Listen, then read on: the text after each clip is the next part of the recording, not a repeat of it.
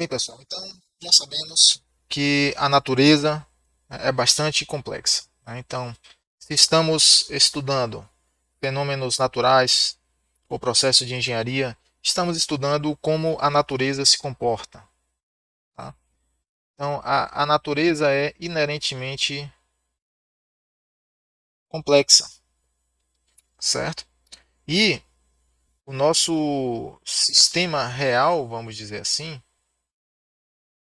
é um recorte dessa natureza, certo? É um elemento destacado dessa natureza. Sendo assim, será inevitavelmente complexo,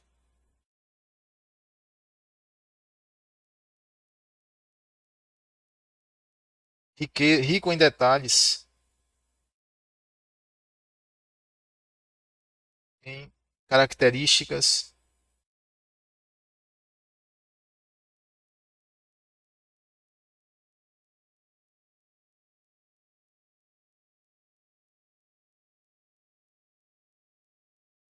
muitos detalhes.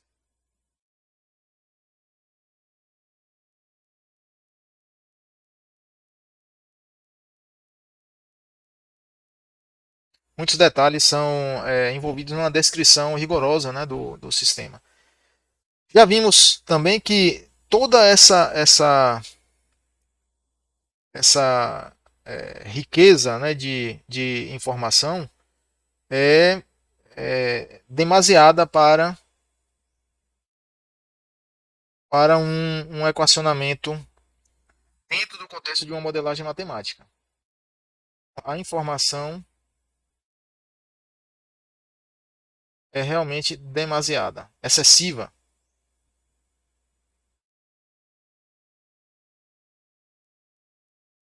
E aí, o que é que o engenheiro faz? Ele simplifica, tá? Ele vai simplificar. Nós vamos simplificar. Se não fizermos isso, não há como estudar, como modelar e estudar esse sistema. Então, uma simplificação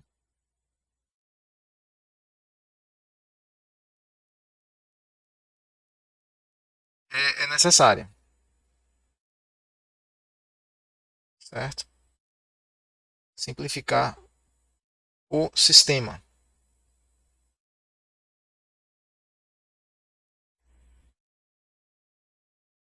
Agora repare, na verdade nós não podemos simplificar o sistema, porque o sistema é aquilo ali. Você está tentando estudar né,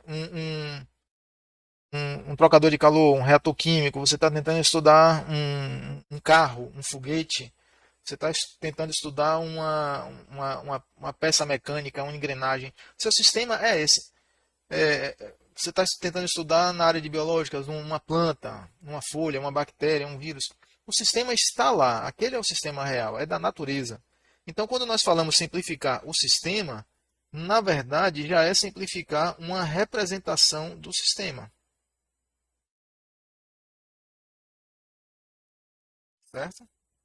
Já é uma visão do sistema.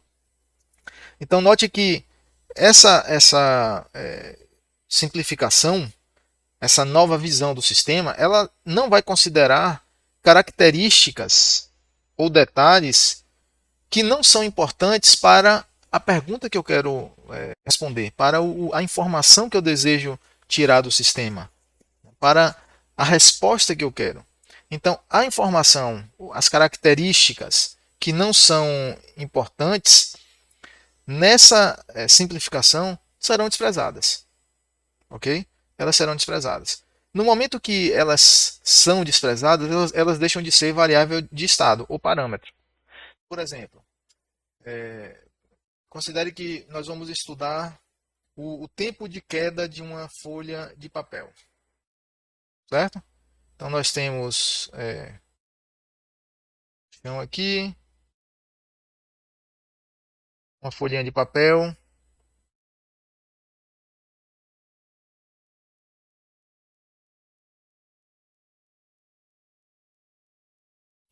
E aí essa folha de papel está. Eu solto ela aqui e em um tempo t, a folha vai, né, em queda livre, a folha vai alcançar o chão. Qual será esse tempo? Qual será o tempo t de queda? Tá? Então nós temos, o nosso sistema é uma folha de papel realizando, né, uma queda livre.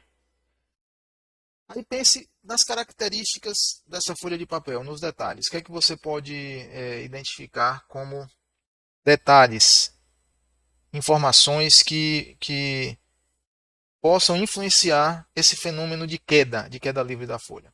A folha, vamos enumerar algumas aqui. Ela vai ter dimensões, então ela uma, vai ter uma largura. Eventualmente, pode ser considerada a espessura da folha, certo? Pode ser considerada a densidade do papel, a porosidade desse papel, a cor. Vou botar aqui do lado, ó, a cor do papel. Eu vou colocar uma interrogaçãozinha aqui porque será que a cor é elegante? Podemos ter é, algo escrito, impresso nesse papel. Então, digamos que seja um papel pautado, ele vai ter linhas aqui. Tá? A impressão no papel é importante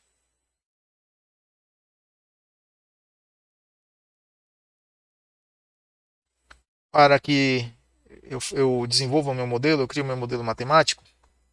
Eu vou precisar descobrir aqui a força de arraste fluidodinâmica, né? Vai ser uma,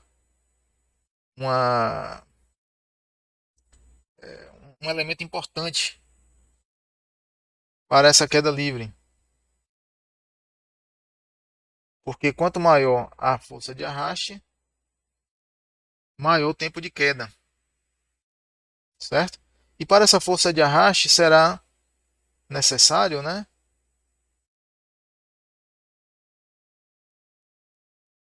utilizar as propriedades do ar.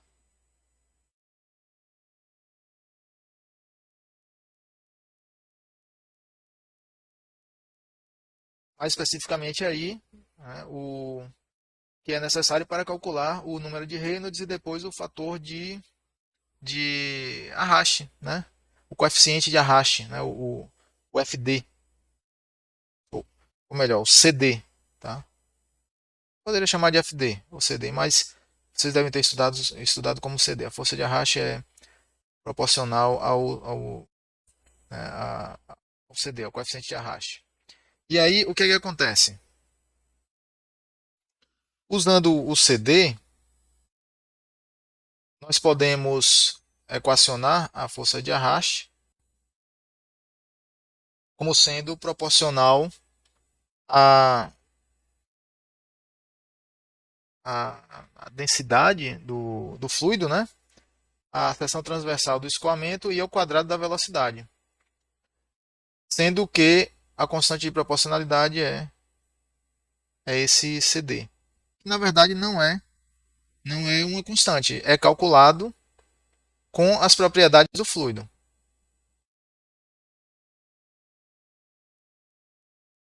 com a própria velocidade também. Então, essa força aqui, combinada com a segunda lei de Newton, vai me dar um modelo, né, sendo que a segunda lei de Newton, escrita como aceleração igual a d2, aceleração y, d2y, dt2. Eu substituindo aqui a aceleração, combinando aqui a força resultante, né, a força total, com a força de arraste e o peso. A velocidade é dy dt, essa velocidade aqui. Tirar o símbolo de vetor, porque nesse caso não é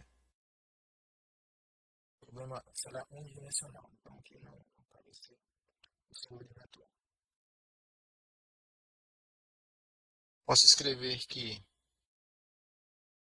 a força na direção y e aqui a aceleração na direção y. Ok?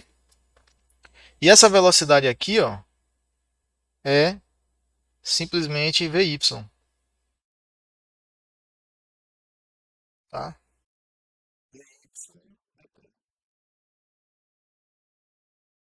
Certo? Então repare, colocando a força peso somada com a força de arraste, aqui tem essa derivada aqui, se V é Vy. Então note que, combinando aqui essa equações, eu tenho uma equação final vai me permitir calcular a trajetória de queda dessa folha de papel, assumindo algumas hipóteses. Uma hipótese que deve ser que vai ser necessário assumir é a rigidez da folha. Ela não pode ter uma inclinação durante a queda, ela vai cair plana, né, em relação ao chão. É um modelo bastante simples, mas que poderia ser usado para determinar a trajetória de queda dessa folha. Aí vem a pergunta: nesse modelo, a cor do papel importa? Vai alterar? A cor do papel deve ser incluída, deve ser alguma das letrinhas incluídas aqui nesse equacionamento? Será que importa? Me parece que não. Tá? A impressão importa? Se tiver algumas linhas impressas, algum texto impresso na folha, vai alterar o tempo de queda? Possivelmente não. Né? Então repare, a porosidade, talvez sim, talvez não, depende do quão poroso é essa folha. Tá? Mas a princípio até seria irrelevante, tá? Considerar aí a porosidade em uma folha de papel normal, vamos dizer. Né? Para essa velocidade de ar em torno dela, ela praticamente não será porosa. Não, o ar que atravessa a folha, né, pelos poros será irrelevante, né, no tempo de queda. Então, repare, ao desconsiderar, pessoal, características como cor, impressão, nós estamos simplificando a representação do sistema, certo? Essa simplificação é o que nós chamamos de redução do modelo, tá? Ou, é, digamos, redução, poderia chamar também de redução da representação do sistema, mas a representação do sistema já é um modelo, já é uma forma de visualizar aquela realidade que está lá, inalterada, e nós estamos percebendo, nós estamos visualizando ela, representando de uma maneira mais concisa, mais simplificada e mais objetiva, focando a resposta que nós estamos buscando. Né? Então, aqui no caso, é o tempo de queda, essa resposta. Certo? Veja um exemplo aqui. O nosso. Aqui nós temos um reator químico. Tá? Olha aqui um reator químico. Podemos ver aqui os detalhes internos, o eixo de agitação, nós temos o impelidor, temos aqui o vaso, o nível, o motor, tá? Pontos de medida de pressão, o poço de termopar, aqui é um condensadorzinho de refluxo, outro aqui. Então repare que é, é muito rico em detalhes, né? A construção do reatorzinho, tá?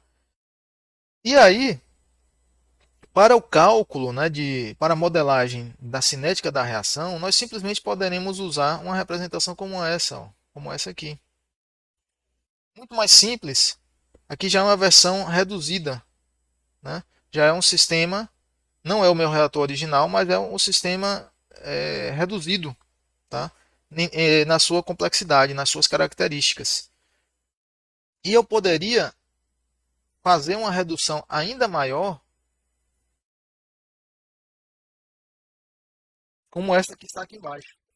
Então aqui eu teria o meu reagente, digamos o reagente A, reagente B, e aqui o produto.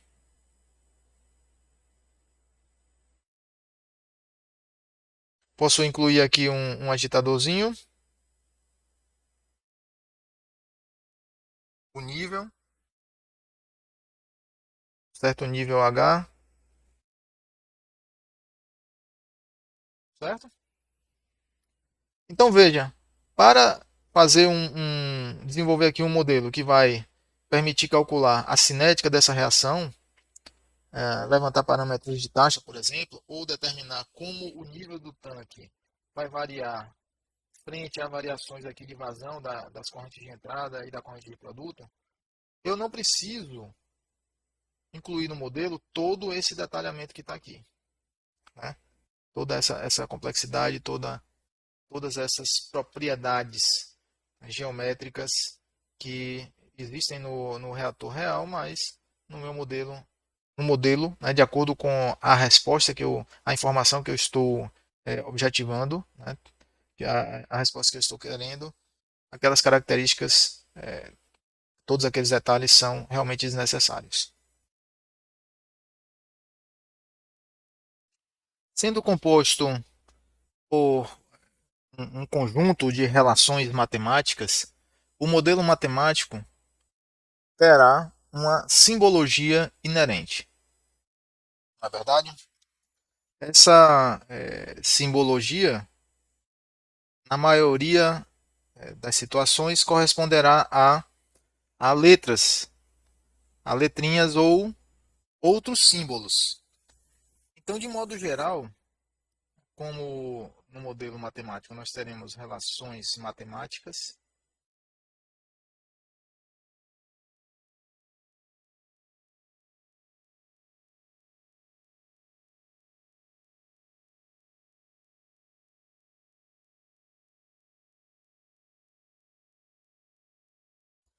e essas relações matemáticas implicarão a utilização de símbolos. De símbolos. Sendo que esses símbolos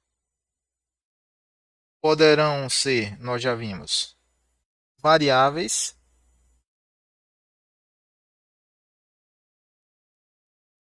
variáveis, são as variáveis de estado, mas eu vou até omitir esse predicativo, né? São variáveis, podem ser parâmetros,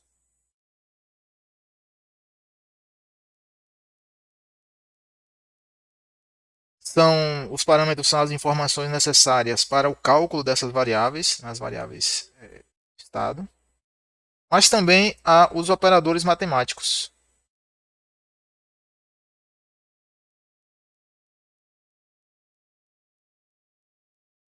Os operadores matemáticos são,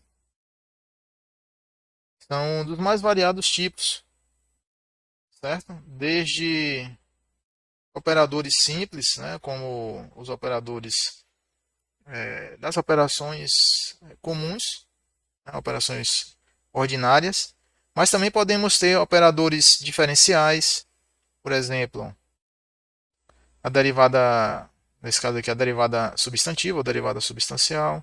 Podemos ter gradiente, etc.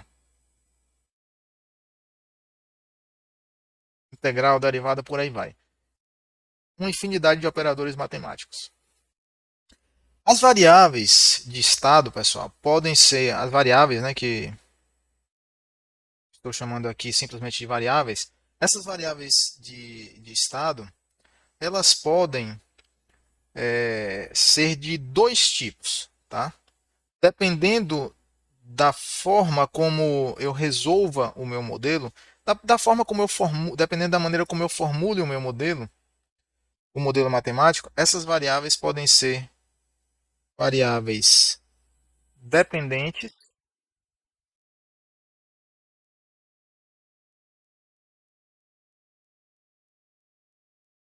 ou variáveis independentes,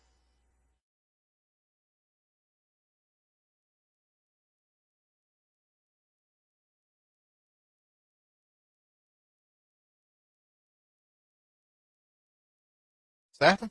Variáveis dependentes ou variáveis independentes, tá? Muitas vezes a caracterização, né, ou a categorização de uma variável como dependente ou independente vai depender, vai ser um resultado, né, das escolhas que eu faça sobre qual variável será de entrada, qual variável será de saída no contexto do modelo, né, do problema específico. Tá? Mas há variáveis que são naturalmente variáveis independentes. Elas podem ser variadas livremente dentro de um experimento. Então eu posso dizer que, descer mais um pouquinho aqui, eu posso dizer que, por exemplo, uma variável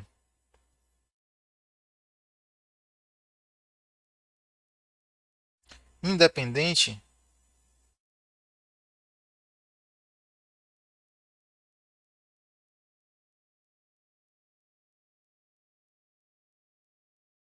ela pode variar, ou seja, pode ter o seu valor alterado, né, livremente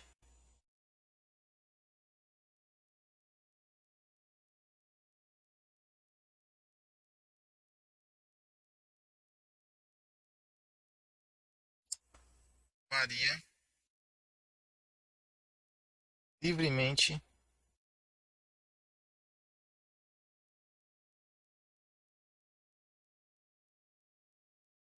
dentro de um experimento.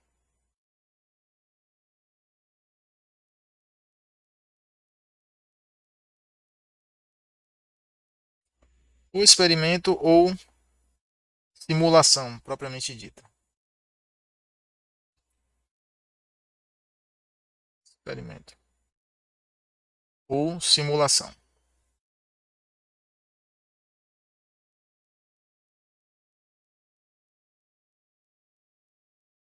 Certo?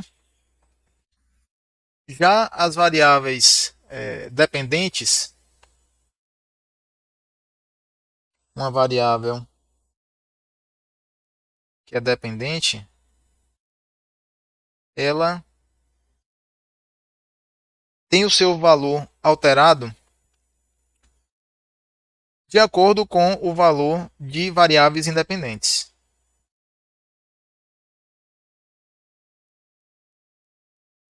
Ok? Então varia, posso dizer, em decorrência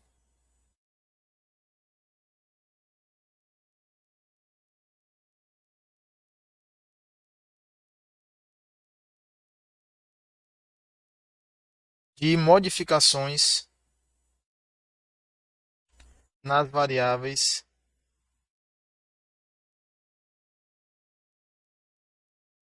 independentes.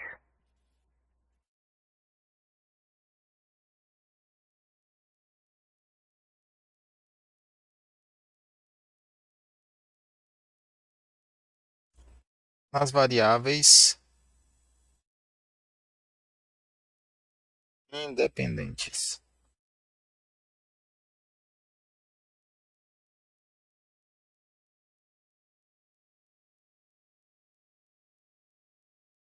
Ok?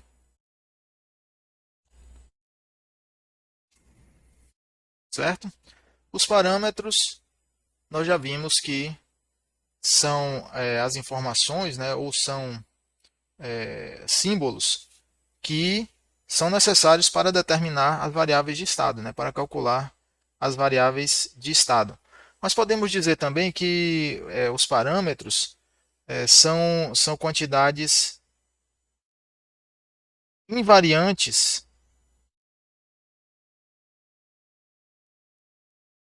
dentro de um experimento ou simulação. Então são, vou chamar de quantidades para não chamar de variáveis, tá? E confundir a definição. Então são quantidades, são símbolos, né, invariantes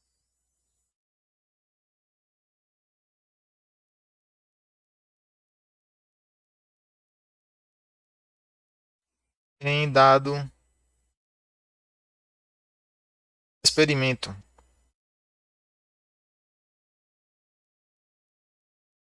ou simulação.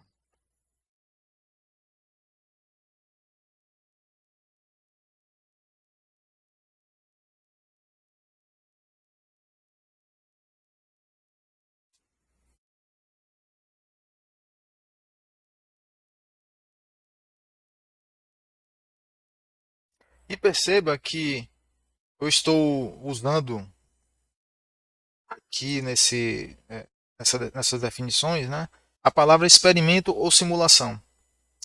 E aí vem uma distinção que é necessária. Experimento seria, né, o caso, né, de você realizar, né, uma experiência em um modelo físico. Tá? Então, aquela experiência ali, aquele teste de configuração que vai ter dados de entrada e eu vou medir dados de saída, né? É um experimento. O experimento é como se você perguntasse à natureza de que maneira ela responde a um dado estímulo, né? De que maneira aquele sistema real vai responder ao dado estímulo. Sistema real não, né? No caso aí estou me referindo ao modelo físico que é a representação do sistema real. Eu estou inferindo o comportamento do sistema real, mas usando uma representação dele, né? Uma representação simplificada. Então, o experimento, no caso aqui, ele pode se referir ao modelo físico.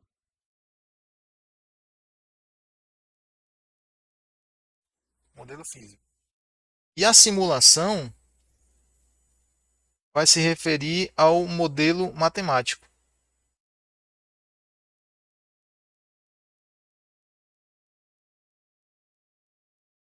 Matemático. E o que é a simulação, pessoal? Nada mais é do que a resolução do modelo matemático, ou seja, resolver um modelo. Simular isso. Simular, você pode dizer que é nada mais do que resolver o modelo matemático. Tá? No entanto, a palavra simulação, de certo modo, pode ser até usada como um experimento, né? Um experimento usando um modelo físico. Uma simulação com certa flexibilidade, né? Na definição, né? Vamos dizer assim, no jargão. Tá? Você fazer um experimento é como se você estivesse ali, né, questionando a natureza, como é que ela responde diante daqueles procedimentos ou variáveis de entrada. Tá?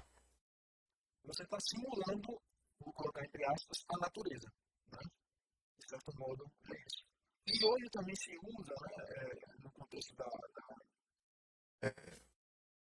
contexto das ciências da computação e também da modelagem, né, da análise numérica, a palavra experimento, a expressão experimento computacional. Já vi bastante, né, nesse contexto a, o uso dessa expressão, experimento computacional. Ora, se é computacional, não pode ser, né, empírico no sentido físico. Mas não deixa de ser um experimento computacional. Você faz um teste, faz uma avaliação de cenário, né? Você resolve um modelo de uma certa maneira, com certos parâmetros, não é de todo incorreto designar como sendo um experimento computacional. Tá? Então existe uma certa flexibilidade, uma certa nebulosidade aí no uso dessas expressões.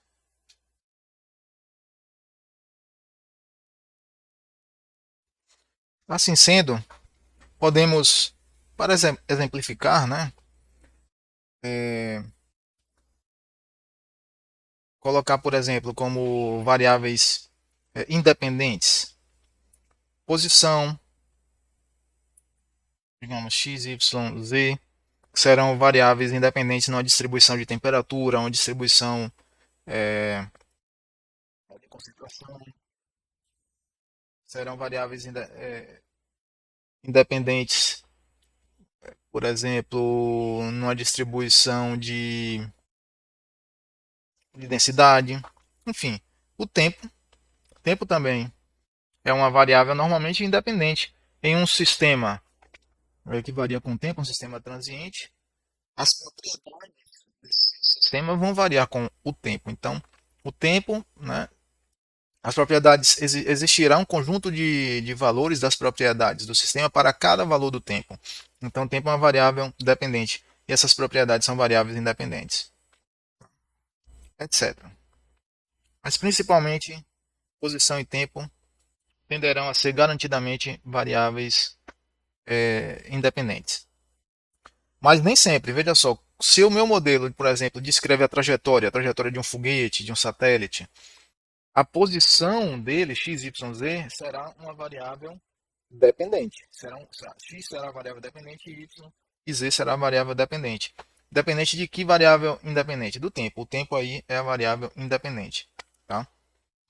Exemplos de variáveis dependentes podem ser, por exemplo, concentração, temperatura,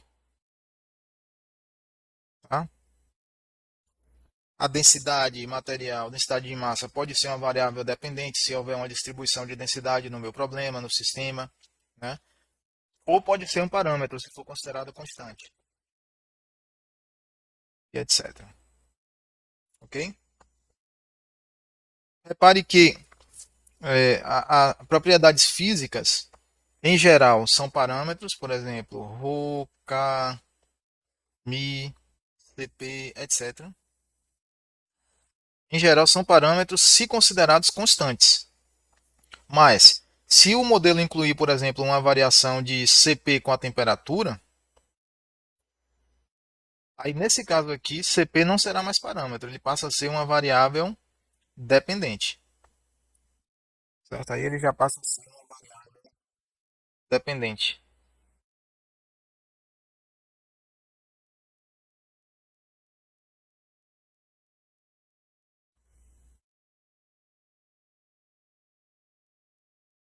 Dependente da temperatura. Tá? E a temperatura aqui, nessa situação, é uma variável dependente ou independente? Temperatura. Ela pode ser uma variável independente, tá? Se ela não depender de nenhuma outra. Agora, se por exemplo, no problema, eu estou calculando a distribuição de temperaturas em uma placa, em um objeto, a temperatura, ela em si será uma função da posição, x, y, z. Então, aqui ela será uma variável dependente da posição. E o Cp será uma variável dependente da temperatura. É uma função composta.